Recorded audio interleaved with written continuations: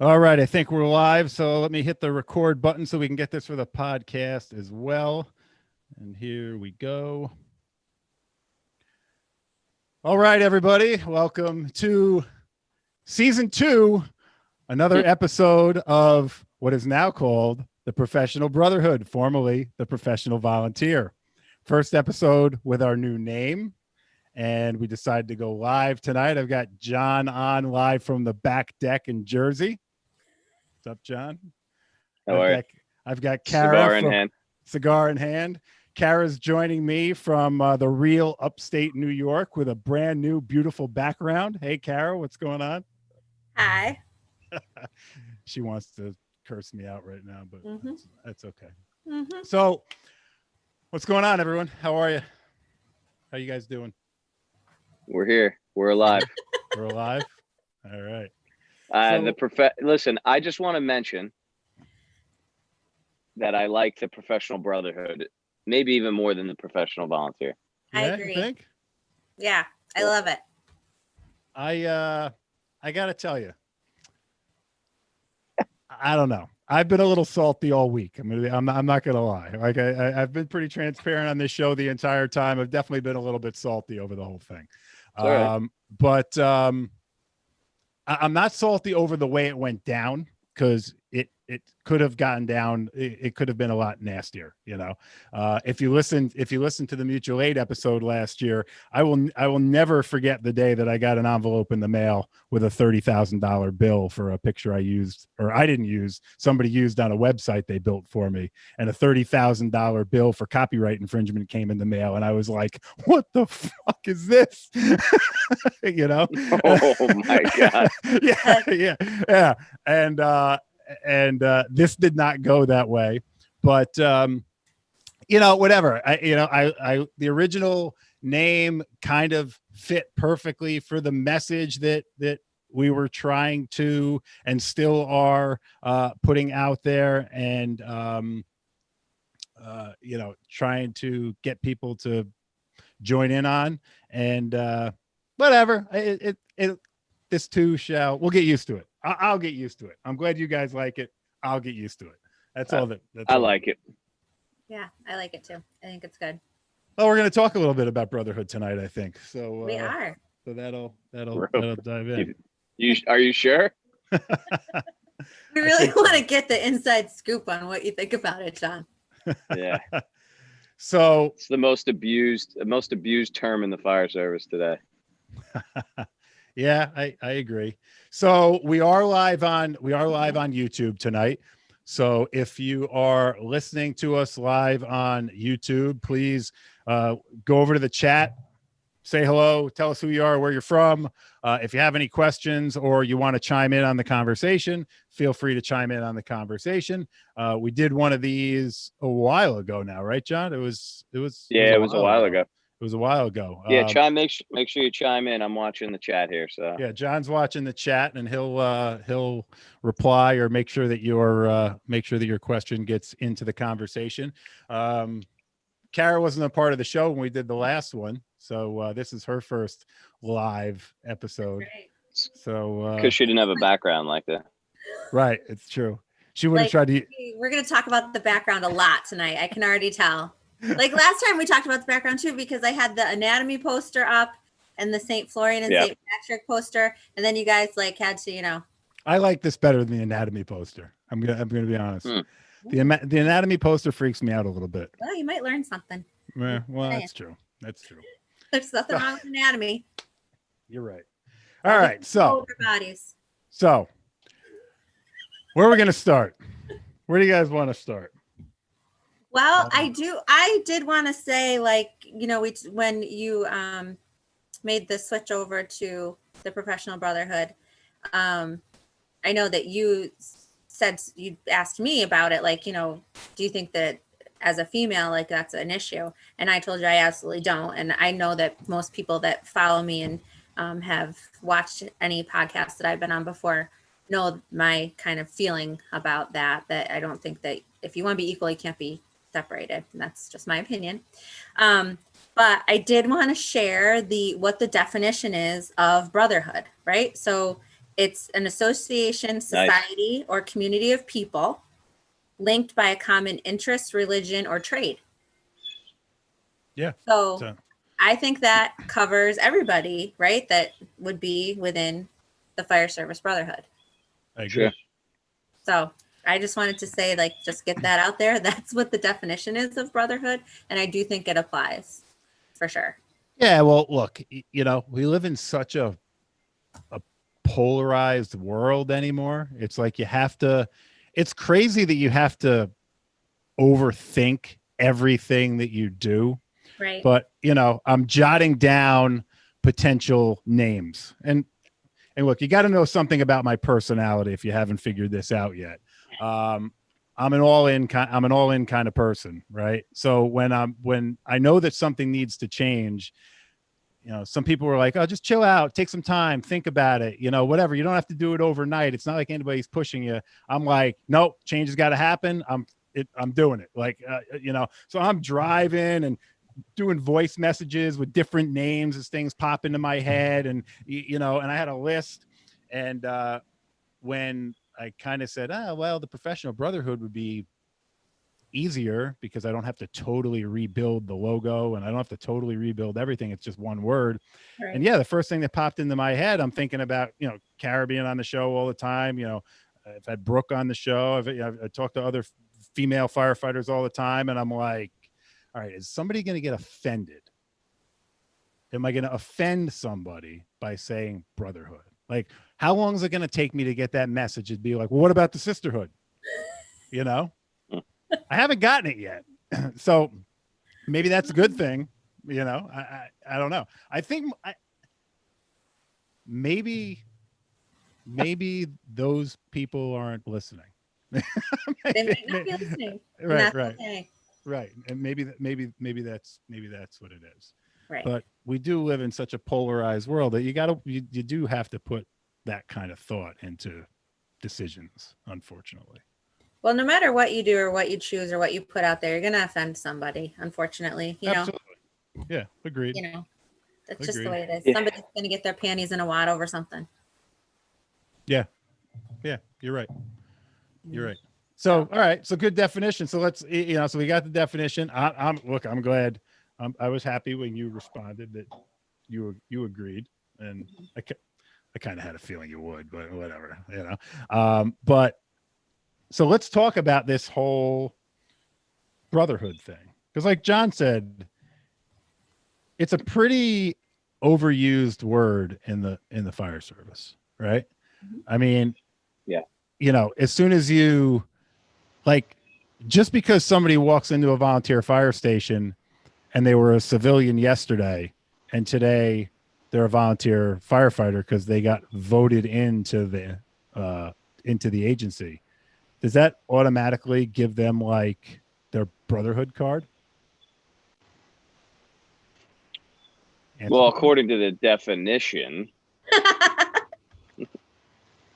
I think there's the literal definition of it, and then there's the definition that we go off of. So, like teaching in Fire 1, we always tell the students, like, you're don't call me bro, don't call me, you're not my bro yet. You don't get you don't get that until you earn it.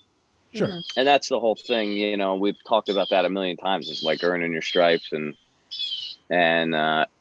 you know, so do you just get to be a brother? No, absolutely not. But what I mean by the most overused term is that there's people that just take advantage of that, and they use, you know, the brotherhood, and they use that to their advantage. And it's just, I don't think people really understand what it's all about. You know what I mean? Like, we're all supposed to be on the same team here. So here's my big thing with it, right? I really don't care how much time you have in, like, you know, but my thing is, and I've seen this in different organizations, right?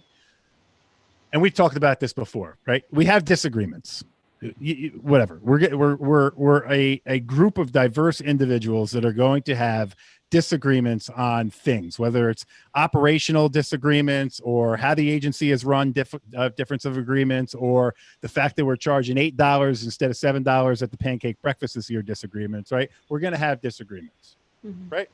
it's just the way it is. Doesn't matter if you're a volunteer firefighter or the member of the Elks Lodge, you're going to have those kinds of disagreements.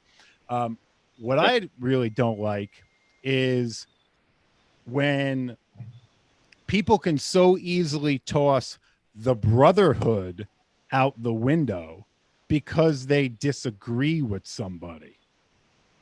Does that make sense? Yeah, I think that's a good way to put it.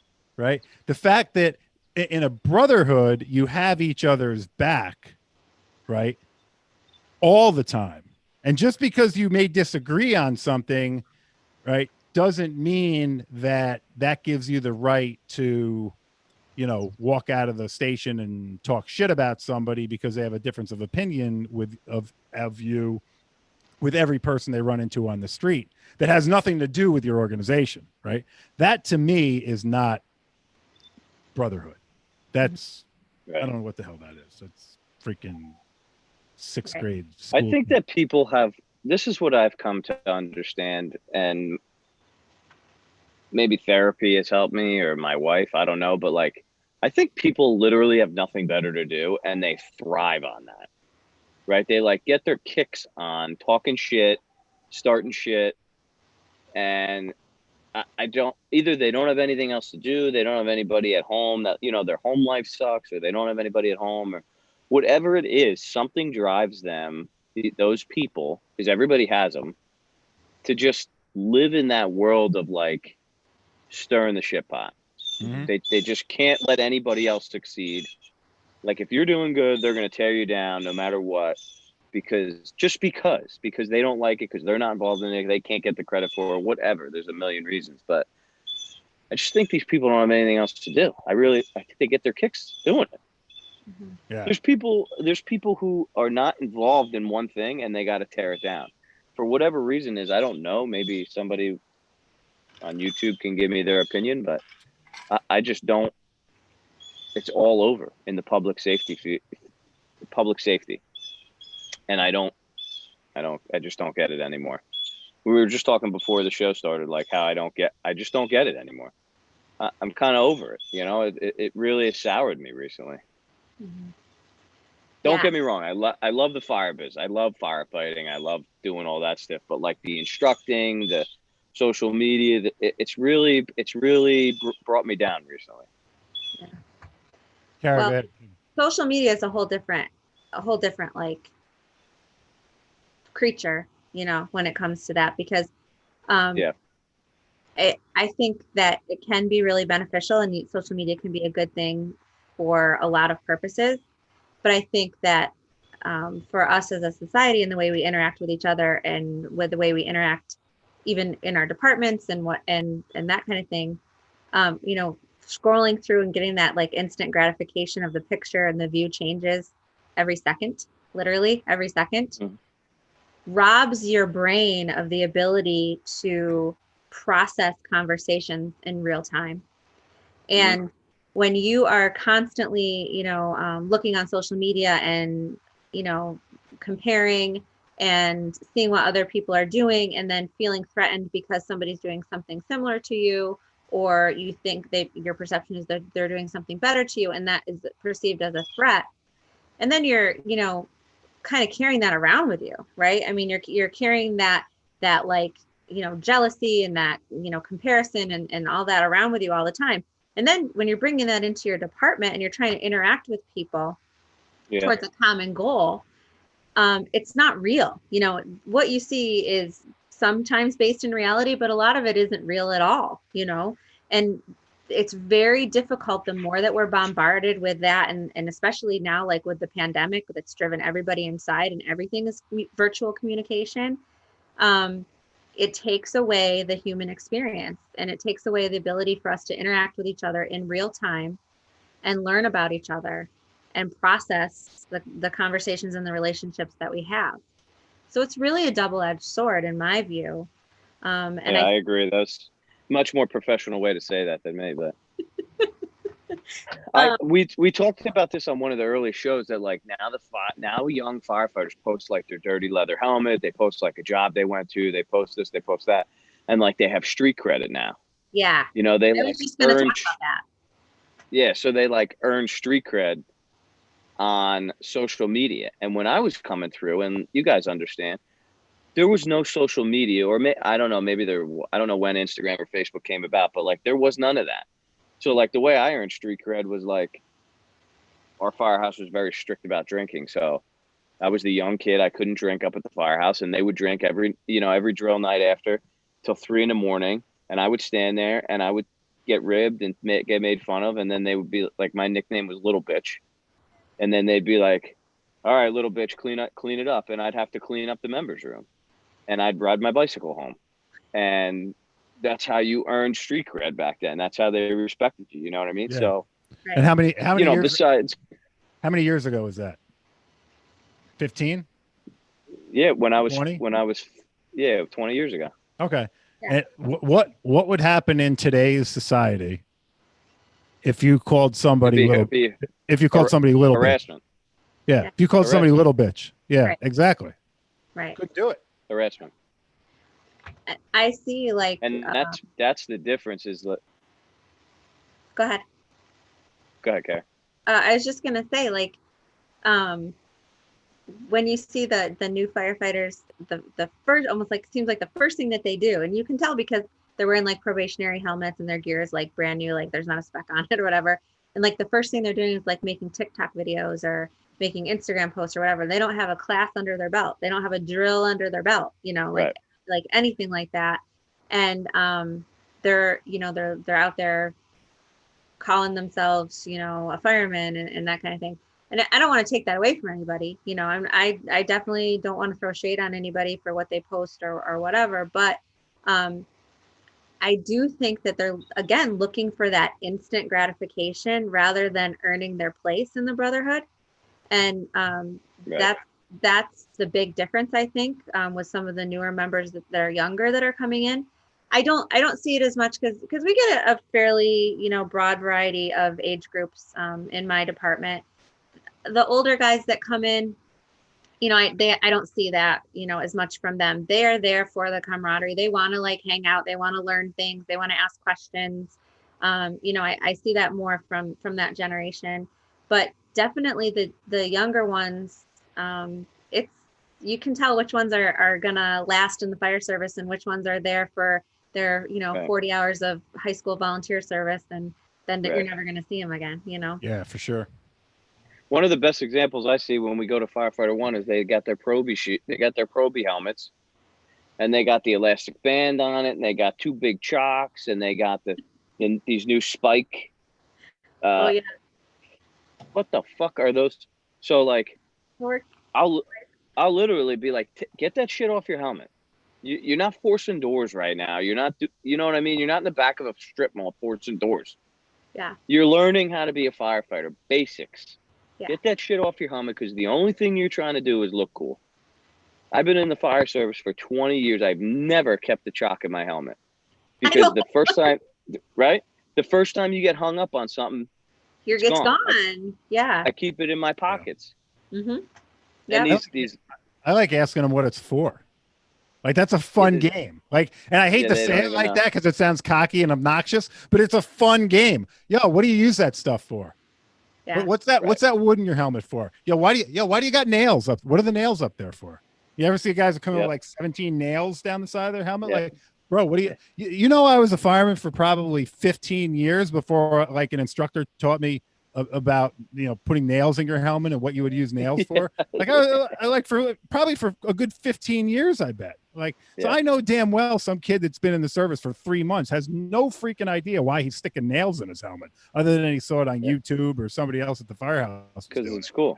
Because somebody in FDNY has it in there. And then I love when they come in with like Kara's helmet there, like the bubble helmet with the your about your captain's helmet, not your cool helmet, your captain's helmet. I'm a lieutenant, first of all. Thank you for the promotion. Lieutenant. Oh, your lieutenant's helmet. That's right. But I haven't quite earned that yet. The Metro.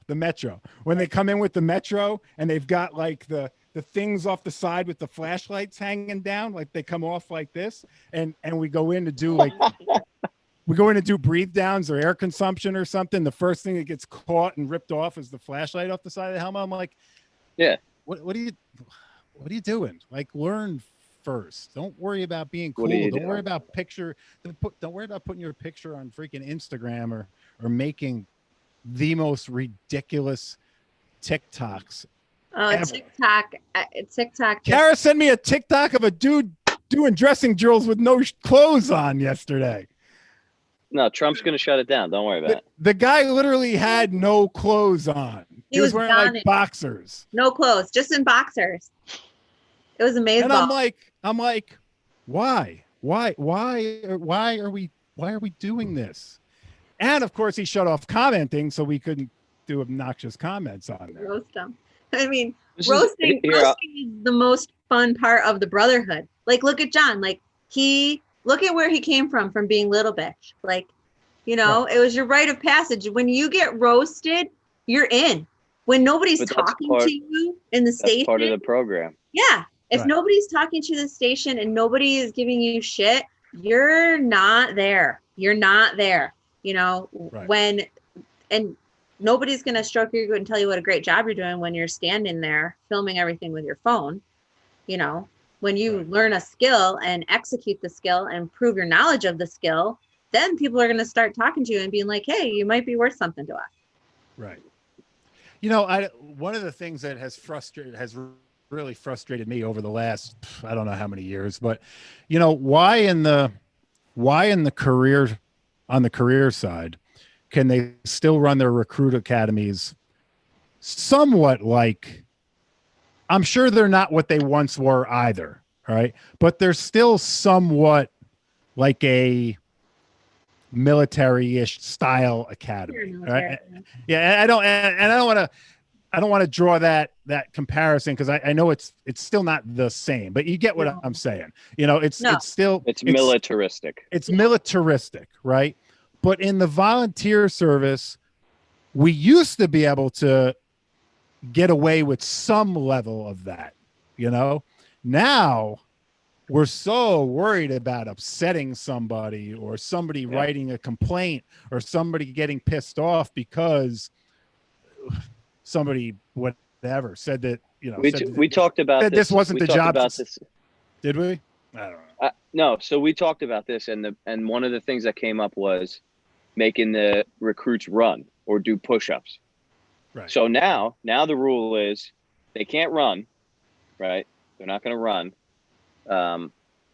But if we make them do push-ups, we have to do push-ups with them. I got no problem with that. Right. Some of the instructors are not happy when I call out push-ups, but I don't really give a shit. But here's the thing that really gets me. We have to do JPRs, the job performance requirements. They have to sign up and everything, right? They have to perform the test. We've had people who should have not passed, right? That we are told, give them a little extra help, take them off to the side, get them to perform the task. And PJ Cover just said it, pussification of the fire service. It's really that's what we're getting to because we're producing these people who are not qualified and should not have passed. But we're manpower issues. We need them to pass. We need them. So get them through. Take them off to the side. Take them off to the side. There was no taking them off to the side. Yeah. You either did the task or you didn't. You failed. Right. You know, and now everybody passes. You start with 22. You're going to end with 22. Yeah. Yeah. And it's I don't know. Yeah. It sucks. You know, and it's a problem. And like you said, you know, people think because they're Insta famous means they can do whatever the hell they want in the fire service, at the firehouse, you know. I mean, look, John, you and I have been doing this for a little bit longer than Kara has, but Kara's not on Instagram or Facebook talking about stuff that she doesn't know. You know, right. You know, you're not, and even us, how many times have we said, we're here to share our experiences and share what we've learned. And, you know, that's like the name of the game for the two of us, but we don't know everything. Like, you know, lots of times I'm like, I don't know the answer to that. I got to look it up, or I got to go find a source where I can find the answer. You know, if I find the answer, I can make sense of it.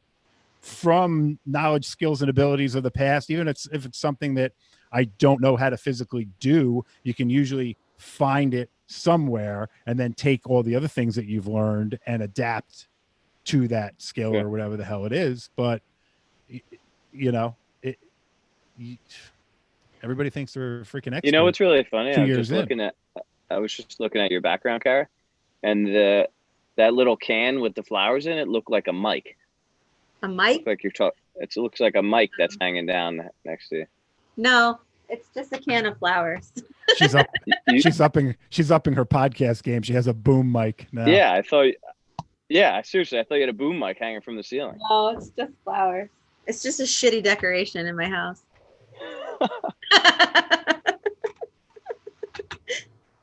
I don't know. I think you're right. I think you're both right, and I think it's part of what's gotten me down recently towards the not being a firefighter, but towards the fire service. Yeah. Well, it was interesting. I was recently interviewed for a career department, and one of the questions that they asked me was, what is in the fire service, what is your weakest area? And I immediately I was like, operator. I don't have experience with pump ops. I don't have experience, as an operator. When I joined the fire service, they were in desperate need of SCBA and EMTs. And that was where my focus and learning was, learning engine operations, learning, attack, learning, tool work, truck work, all that stuff that needed to be for the work that you needed to do. And that's where my focus was. I did not train heavily as an operator. And I automatically said that, and I don't talk about this is what you need to do as a DPO and blah, blah, blah. I have no idea. I put the water comes out, Right. And I'm going to be taking, a class on it because as an officer, obviously that's a weak area. I need to know that. I need to be able to do that right now that I'm an officer. So it's not to say I'm never going to learn it, but you have to be a little bit willing to man up and say, I don't know shit about that. And let's go find out. Right. I mean, right. I think that's the attitude that I was, always taught. And that's how, I was brought up in the firehouse, so to speak.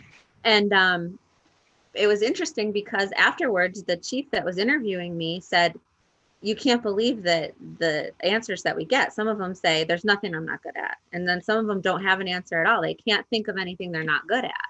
Yeah. Or, they have just never had that level of self-examination. Look, I say it all the time, and I'm sure Brian does too, is when I'm teaching a class or even in a class, if you're doing, I use confined space all the time for this example of, if you got a guy who's not comfortable going in confined spaces, don't put him as the entry guy on a confined space. Right. If you got a guy who's not good at rigging, but he's good at whatever documentation, don't put him as the rigger. So it's our job as leaders in the fire service to put people where they're good at and to understand that it's okay if you're not good at knots. Right. You're not going to be the guy rigging up somebody to rappel down the side of a building. Right. There's plenty of other things to do, but you got to know the basics. You got to know the basics across the board. And that's getting back to earning your stripes. That's what you earn your stripes. Like, hey, listen, I'm not good at ropes and knots. I can do it, but I'm not good at it. I'm not proficient at it. Right. But I know when you say, go grab me a MPD, I know what an MPD is, or whatever the case. That's how you earn your keeps and your stripes. And I think these guys are just so. The majority of the guys are good, but there are guys who are like, I don't want anything to do with it. That's technical rescue. I don't want anything to do with that. Right. Well, when we get to a technical rescue, there's 50 million jobs that need to get done. Mm-hmm. If I tell you to go get me a 4x4 and cut it at 86. You better know how to cut it at 86, or go get me a Paratech strut with this kind of head. Like, you got to know where that is and what that is, what that does. And this past week we talked about, I'm really having a hard time understanding what the hell is going on here. Yeah. Well, what people don't understand also is that people will see right through you. If you're bullshitting, people will see right through you. Now, look, if I'm out teaching a firefighter one program, there are units where I can talk all night long and not look at a lesson, not even glance at a lesson plan, just whatever it may be. Right. And then what's part of Fire One? Hazmat. I'm not a freaking hazmat guy. I've never been a hazmat guy. I can do it.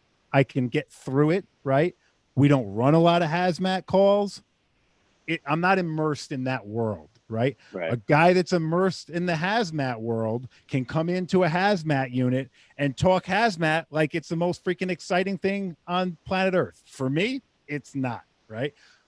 But I have to teach it sometimes, and I'll tell him, I'm like, look, I'm not an expert at this. I'm going to give you the information that you need. If you have any questions, ask me the questions. If I don't know the answer, I'll get you the answer. It's the same thing like pump ops. Yeah, I can pump a truck.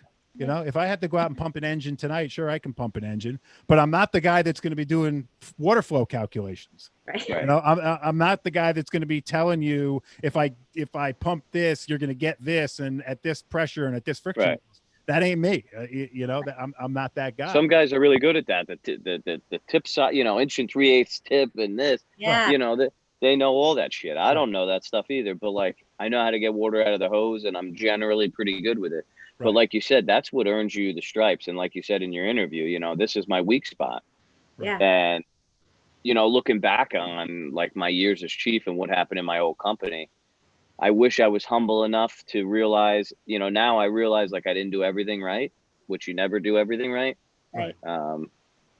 But I wish I was humble enough to know like maybe I could be a little lenient on that and a little bit more on this. And, so like, I think going through your career, you learn these things, and that's how you get in the Brotherhood. That's to sum that Brotherhood conversation up. That's all of what we just said is how you get in the Brotherhood. Yeah.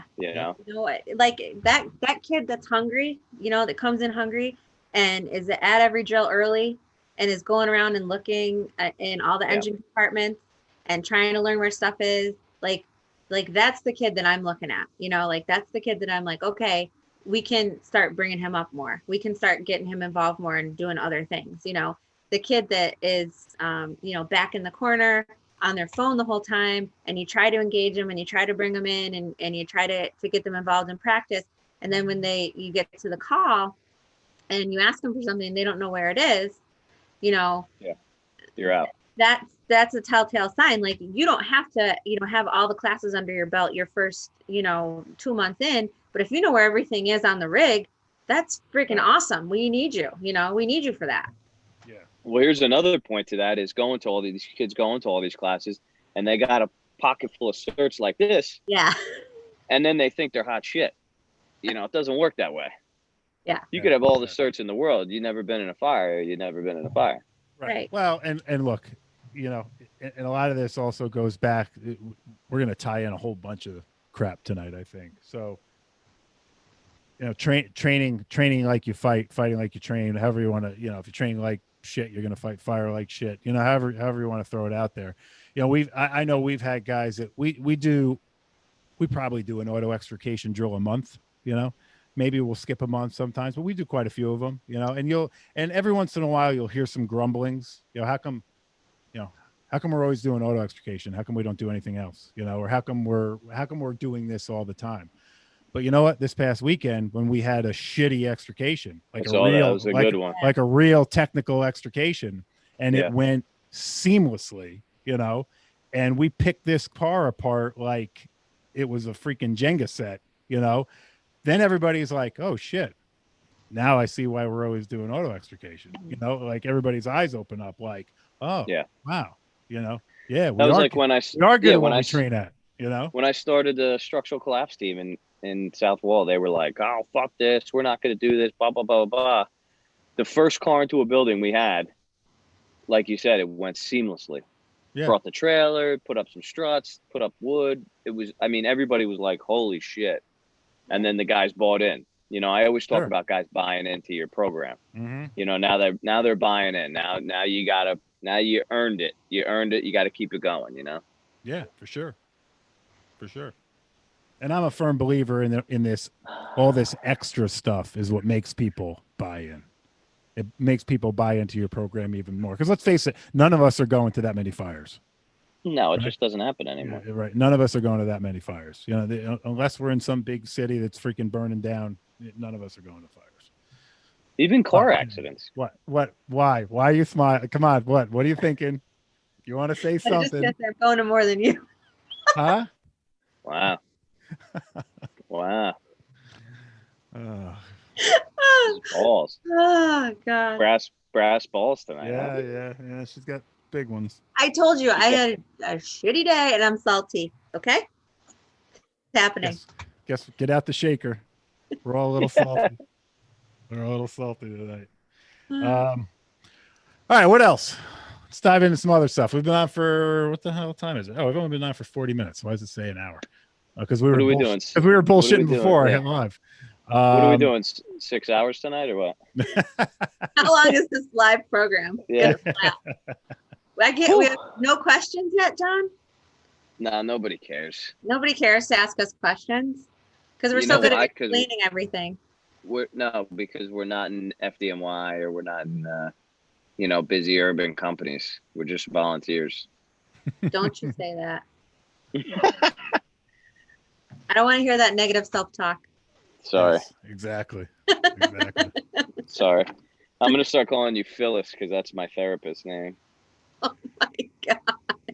Phyllis. Me and my wife, whenever we get into a fight, we're like, what would Phyllis say right now? And then we bring it back to reality. I think you should get shirts made. What would Phyllis say? Well, that's what instead of what would Jesus do? What would Phyllis say? What would Phyllis say? I love it. You could get like the little like peanuts, like Lucy with the psychiatrist thing. Like, yeah. Let's do that. Phyllis brought me out of the darkness, so she's my hero. Yeah, she got street cred, right? She's in the Brotherhood. She proved that she knew what she was doing. She is in the Brotherhood. Yep. By the way, I got an Apple Watch, and it's a little bit addicting that you get everything on your wrist here. Turn it off. You got to turn it. Yeah. Do you get I already turned off my messages. But wait, do you get phantom taps? Like when you're not wearing the watch and you feel like you got tapped? Is that just? I've only had it on for 5 days. So. Oh, so when you start not wearing it, you know how like it taps you? You're gonna start feeling tapped and you don't have it on. Oh. Well, tomorrow I'm working in the burn building, so I'm really excited to see how many calories I burn. Oh yeah. Doing a burn night for that and what my heart rate is. Yeah, I love that Jim Moss showed that from the structure fire that he was in. Yeah. That was really interesting. And I wondered about how they would hold up when you're working. We're gonna find out. Yeah, because I usually take mine off, but I usually have mine on. My biggest thing is when I get up in the middle of the night and go to something. That's when I really want to see it. You know? Yeah. But it's always often it's on the charger in the middle of the night, and I never remember to grab it. Like I would have loved to have it on the other night not at a fire, like at that auto extrication. See where your heart rate's doing, all of that stuff. And I thought that was phenomenal. I told a couple Jay Anderson just said, I'm volunteering, watching, and enjoy the podcast. Goddamn right, Jay Anderson. Yeah, Jay Anderson. You're the man. Look, we've talked about this a couple of times, and I don't know where people are. Are they not? I don't know where John is. My dog was barking.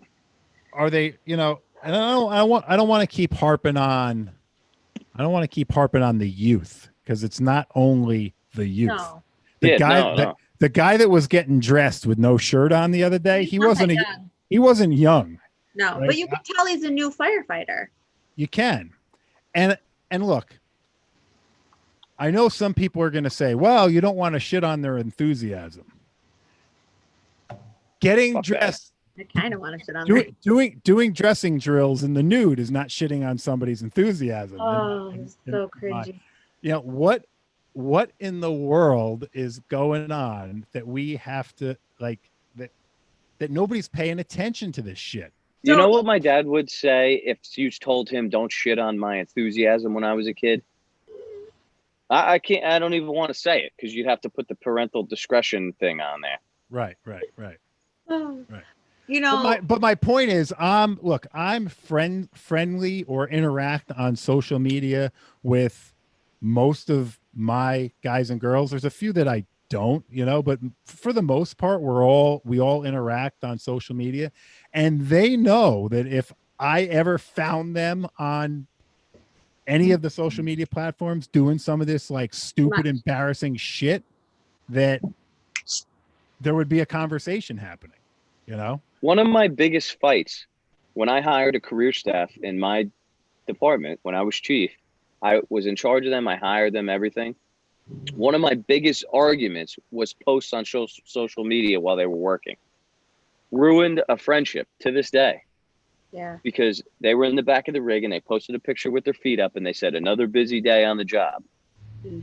And I'm like, asshole, what are you doing? Right. People are going to see that.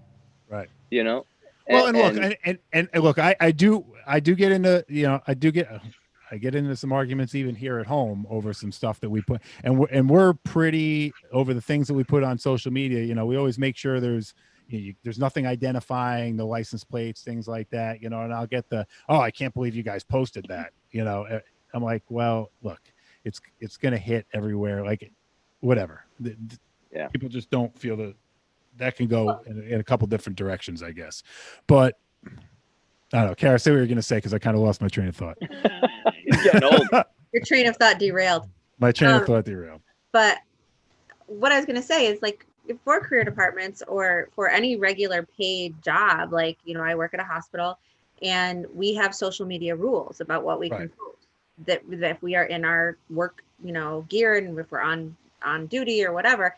So and I think most career departments that I've around here, at least that I know of, that I have friends in and things, they have social media policies. And for one of my other jobs too in the fire service that I do get paid for, same thing. I can't post anything, like when I am at academy, I can't post the recruits. I can't post, the workouts, like anything like that.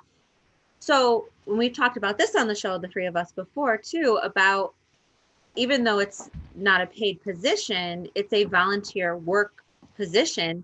And, putting some policies in place about your expectations while you are representing the fire department. And that includes if you're in your turnout gear and what you're wearing or not wearing underneath your turnout gear, and you post that on social media. Yeah. Some of those things I think should be addressed, just like some of the job performance issue things should be addressed. And I get that it's volunteer and people are donating their time, but well, you're still an employee. But you're still an employee, and there's still reasonable expectations of how you're going to behave. I mean, it's not an 8-hour shift at the local, bake sale, right? Like it's a big commitment and dedication that you have to be able to do in order to do this kind of work. So in some aspects, you have to, especially in today's day and age, have some HR savvy to address some of these issues. Well, that's the whole thing about being chief nowadays. It's not, or even a line officer, it's not a game. You're in it. It's just being chief of a volunteer department. You have the same responsibilities as chief of New York City. Doesn't matter. Mm-hmm. As far as your HR, your everything. Mm-hmm. So right. Yeah. Except for it's not going to go back to a corporation or a municipality if something goes wrong. It's going to go back to you personally. Jay Anderson said, I'm with a volunteer FD, but we do get shift stipend. Is that uncommon? So it's actually becoming not uncommon from my understanding. We get different things. We get LOSAP, we get clothing allowance at the end of the year. But there are companies around who are starting to do shift stipends, which makes you even more accountable that while you're on shift, you have to be more in the HR department, That's interesting. Yeah, absolutely. Is he in the South or is he in Northeast? It's a she. She corrected me. Sorry. I have no idea. Oh, I see that happening more and more. I think that you're going to see that happen more and more because let's face it, most communities could not afford a career department. Correct. They just can't afford it. Right. The municipality cannot afford it. Florida. Yeah, I think it is more common in the South. Yeah. Southeast I think of it's the U.S. I think it's but coming.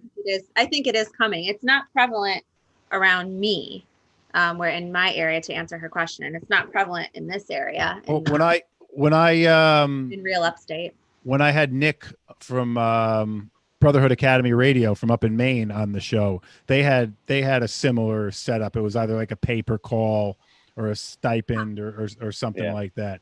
But look, you can. I posted. I don't remember where the department was. It was out in the Midwest somewhere. I posted it on the Facebook page this week, where a volunteer department closed its doors because they had no volunteers left, and they had no volunteers left. The municipality couldn't afford to go paid. Normally in a situation like that, they'll end up contracting service with a neighboring community, or if there's a career agency close by, they'll contract. But you can see that people are going to have to get creative. Mm-hmm. Not every community is as fortunate. I think it started with the EMS world a little bit too. We started to get more contracted ambulance services. Yeah. And I think probably there's going to be a progression into fire. Yeah, I agree. Going back to what we were talking about paying attention, and look, maybe I'm a little on the nutty side, but when I watch some of these videos that I see on social media, like, I don't think people realize the things that like analytical people pick up on. Like, I was watching somebody's TikTok the other day, and they were rolling out in the rig to a call, and one of the guys was standing up in the back of the truck getting dressed as the rig is rolling down the road. And I'm immediately thinking to myself, because look, whatever, I guess this is what I do. I'm immediately thinking to myself, oh, so much for getting dressed and buckling in, or whatever, Yeah.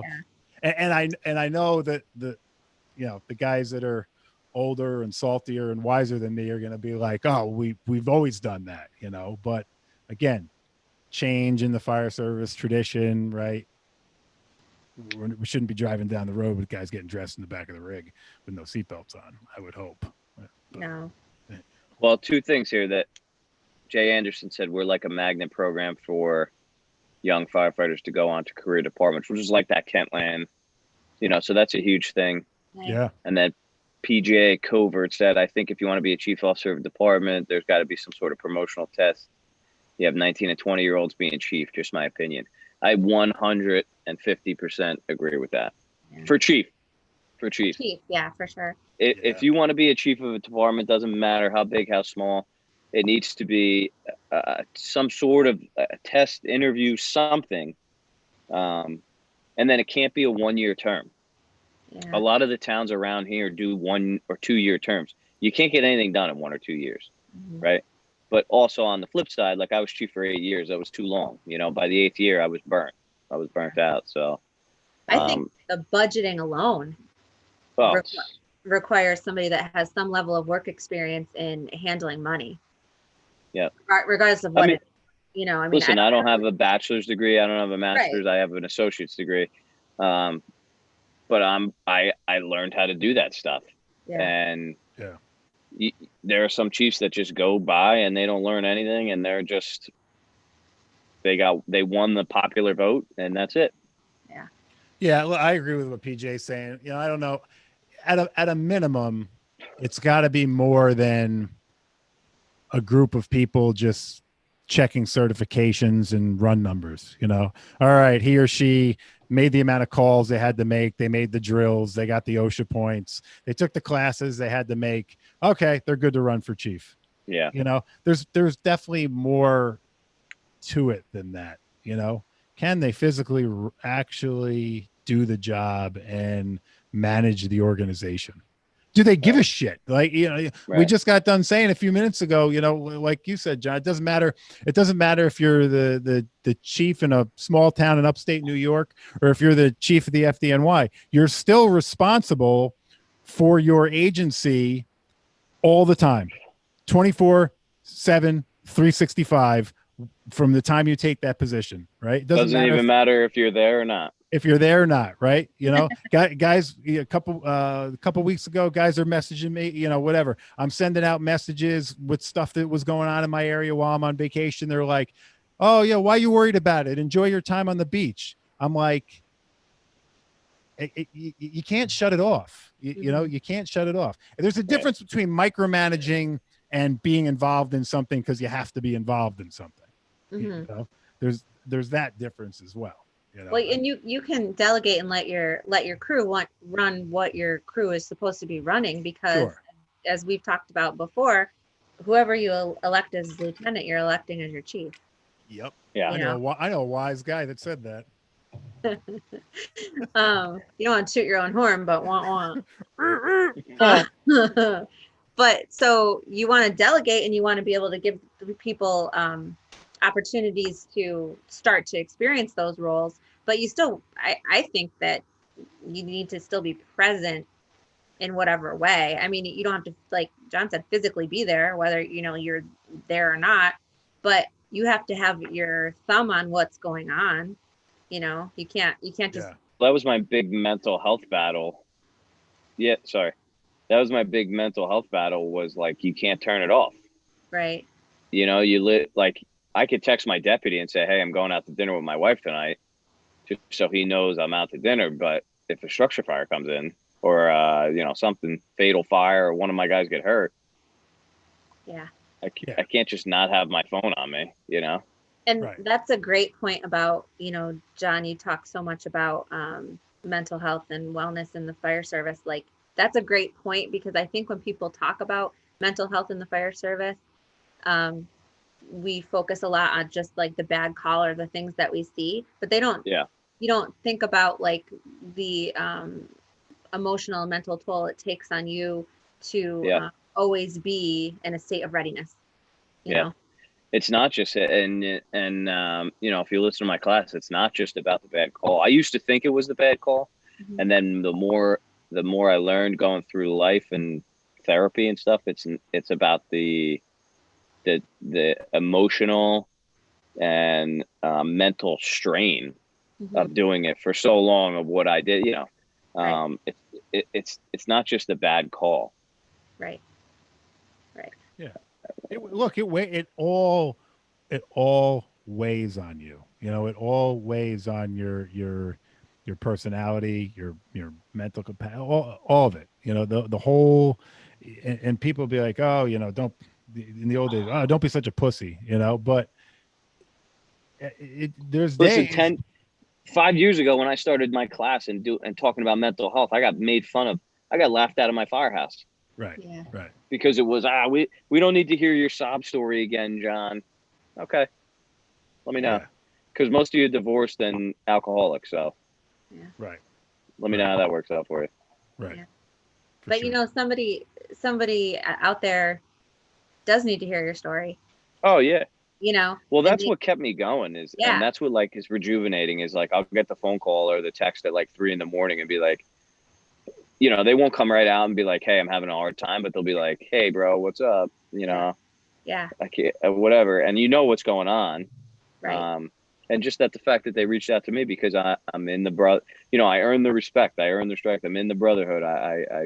Well, and not many people. You put yourself out there, like, you knew. I was just gonna say that, Yeah, you knew that you were going to get flack from it, and you're going to catch shit from it, and whatever. But you put yourself out there for the greater good. Yeah. And that's what Brotherhood is. Not many 30-year-old guys, big bad firemen, will stand up in front of a class and tell them, you know, they were minutes away from killing themselves. Right. You know, so it's not to toot my own horn. But that's what it's all about. I mean, listen, everybody's got something to offer. And it's just sad that we're in this state. It's not just the fire service. The whole country's ass backwards. And it's like, you know, where are we going? This whole quarantine, and like, people's businesses are getting ruined. It's this whole time right now is a real traumatic time for everybody. Kids going back to school or not going back to school. it's a tough thing for everybody. The sad part of it is there's a competitiveness about it, right? And we talked about this. We talked about this online a little bit before. You're always look, and I try not to buy into that, but I buy into it. You know, I mean, when I'm surfing Instagram and somebody puts up a post and I read their post and I'm like, and I'm like, geez, that's the stupidest freaking post I've read all day. And I look and they've got like 500 likes and 1,000 views and they've got 10,000 followers. And I'm like, what the fuck am I doing wrong? You know, and it's a game, and it's a game. It's a game, and it can absolutely eat you up if you let it eat you up. And, John, you say it all the time, just put your head down, do your thing. Don't worry about anybody else, Yeah. and, but there is a competitiveness about it. People, it's very hard to find people that legitimately give a shit and want to help you succeed. Mm-hmm. Right? Like legitimately, that are not like trying to screw you, on the backside versus, actually helping others grow. Right. Yeah. Here's our brother Jeremy from Crew First. He said, if you want real respect as an officer, be real and transparent. Don't be afraid to fail in front of others. Share the times that you failed so that others may help others. Absolutely. Yeah. Absolutely. Very valid. 100%. Very valid. And, and you've got to admit your faults and admit when you're wrong and know that nobody's perfect. Yeah. We had a stupid discussion at the firehouse the other night. It was over 2 guys in their probationary period. And I legit just screwed up. Like I read a line for one guy. Like I read a date. I don't know if I read the person above him or the person below him. And it was just a stupid, like it was just a dumb mix up. It involved probationary period, And look, I could have tried to backpedal my way out of that and been like, oh no, blah, blah, blah, blah. But I screwed up, and it's what I said. I was like, I'm like, it's nobody else's fault other than mine. I legit just read the wrong thing. I don't know whose thing I read, but I didn't read his, and, and I know plenty of people that would like try and blame somebody else and that's just like a stupid example, but guys do it for much bigger things to just kind of, protect themselves and I don't know, ego, hide their tracks and ego. But yeah, Jeremy is spot on with that one. Yeah, for sure. And going back to like when you're looking on Instagram and you're like, oh, this person has more likes or this person has more followers than me or, like whatever. And I think a large part of our brotherhood has a competitive nature in general anyway. Yeah. I think that's inherent to the culture of firefighters. But one thing that I, do try to tell myself, because I admittedly can get competitive too, is that comparison is the thief of joy. Yeah. I don't do this to try to compete. I really, at the heart of it, what I'm doing is not to compete with other people. It's to bring other people up. Yep. And when I'm comparing what I'm posting or what I see other people posting or whatever, and that brings me down, that's stealing the joy that I get from it. And so I really try to do some really focused mental health work on letting that go, letting that comparison piece go. See it, look at it, appreciate it for what it is, move on. Yeah. But listen, words of the wise. Right. Yeah. And you're doing the right thing when you go through something. All right. Like Carrie, I know you get questions on, on the fitness side of things a lot with the stuff that you post and people that reach out to you because of the content you put out. Right. And they trust your judgment and your knowledge, whether or not they think you're an expert or not, who cares? Right. But they trust your judgment and your knowledge, right. In what you do. Right. I really saw that last week when I went through this whole name change transition thing, right? Because I'm getting messages from people like that. I don't even know who they are. Like, I've seen them maybe like some stuff. Maybe they've commented on a post here or there. But, I get messages, but most of the messages that I get are, from people that want to make a suggestion about the show, or maybe be a guest, or maybe have a question in regards to a topic that we talked about, and there's quite a few of them, but I don't get a lot. What surprised me was I got a lot of messages from people saying, hey, don't worry about it. Nobody cares what the name is, Yeah. What you guys are doing is great. The people you bring on are great. The people that you've linked up with and talked to, over and over again are great. Just, we love what you're doing. Just keep doing what you're doing. We don't care if you're called the shit show, just maybe that should have been the name, the shit show. But That's probably trademarked. That has to be trademarked. That's got to be trademarked. Somebody already has that for sure. Somebody's got that.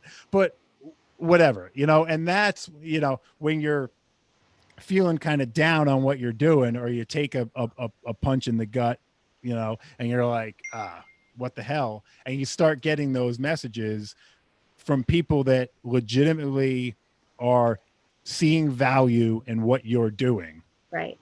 That's what it's about. Yep.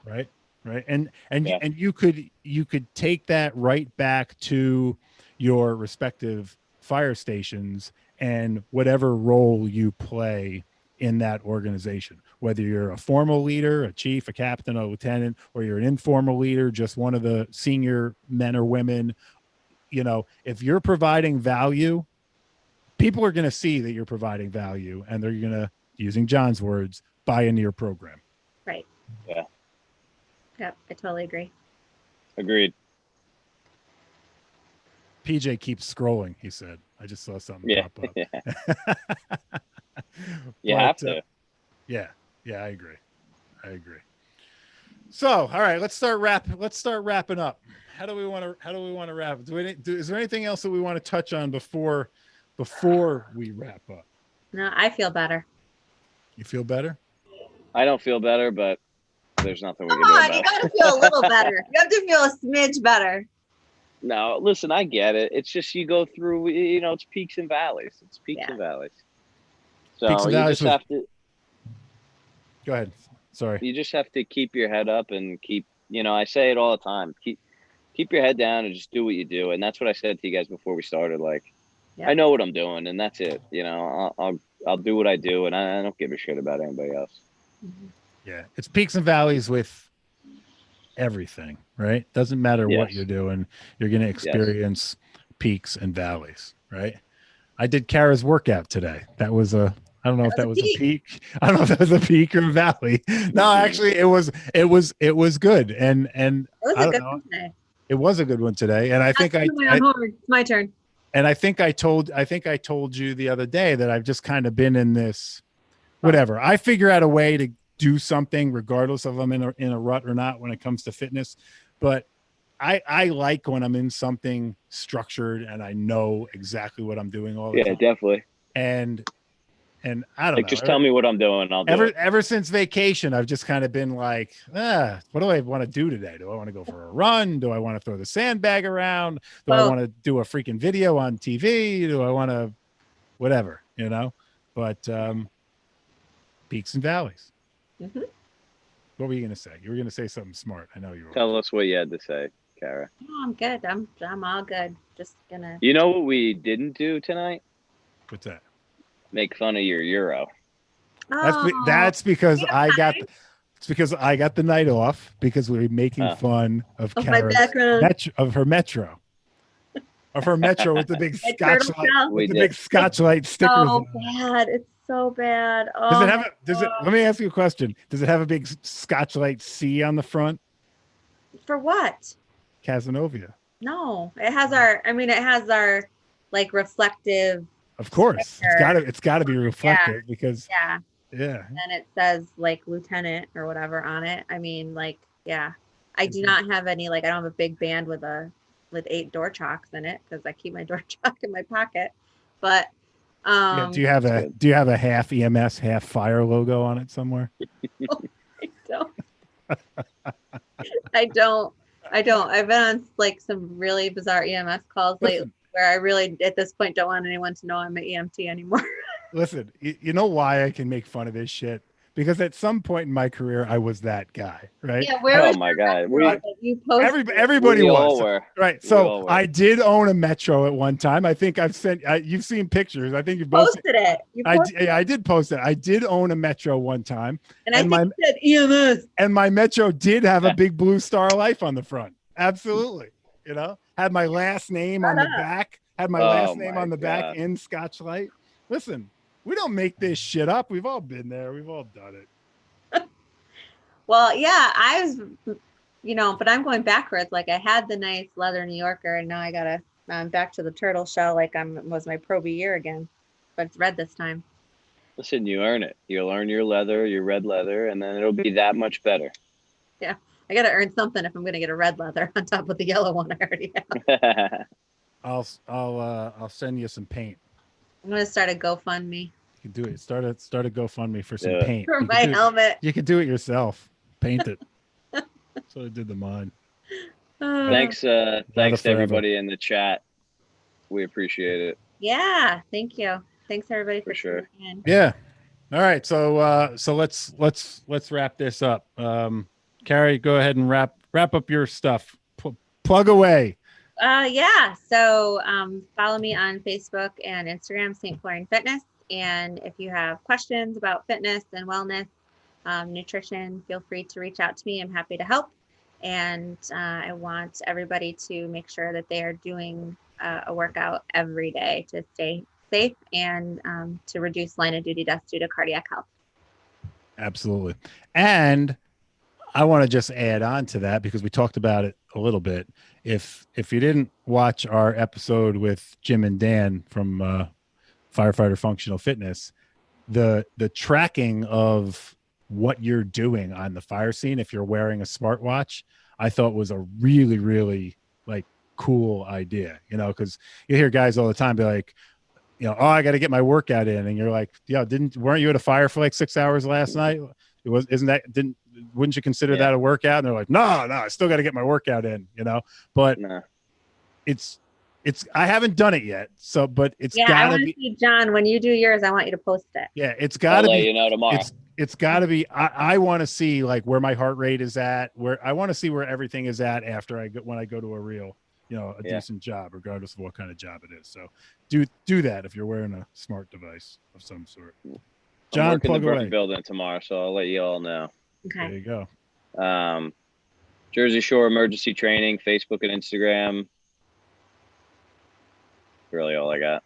If you ordered a shirt, I ordered them. I placed the order. Sweet. So when I get them from 9 Line, they'll be shipping out. Nice. Awesome. So that's it. All know me, mental health. That's all.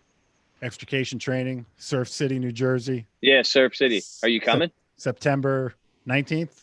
Yeah, 19th and 20th is the hands-on. All right. Good possibility. Paratech will be there.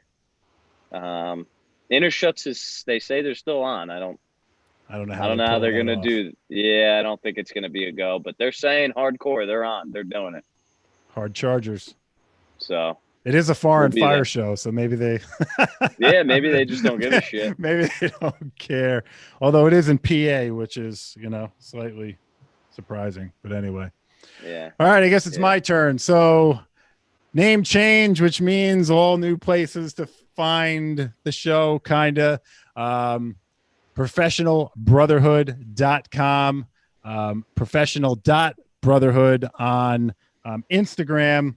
Facebook is staying at Chief Solar. So look for me at Chief Solar on Facebook and Twitter. I'm not a big Twitter guy, but we're on Twitter as well. And the store is still up, although we have to make some changes to some of the merchandise. The store is still up, so you can get your Professional Brotherhood merch. There'll be more coming out. Thanks to everybody that jumped on and bought me out of stickers because I had some inventory, and I sent out a boatload of stickers today in the mail. So there's stickers going all over the U.S., some going to Canada. They're gonna sell them on eBay probably. Yeah, maybe. I don't know. I don't know. But there's stickers going everywhere. So if you ordered stickers, you'll be receiving them shortly. And again, as always, if you want to reach out to us for a suggestion for the show, or talk about one of the topics, or find out how to get in touch with these guys, or just make a general comment, email professionalvff. It's not changing. professionalvff@gmail.com. Ooh. So make sure you send us your email messages there. So guys, as always, thank you very much for being on the show. Thanks for having us. Thanks for having us. Until next time. All right. Don't forget, paycheck does not make you a professional. How you approach the job does. Stay healthy, stay safe, everyone.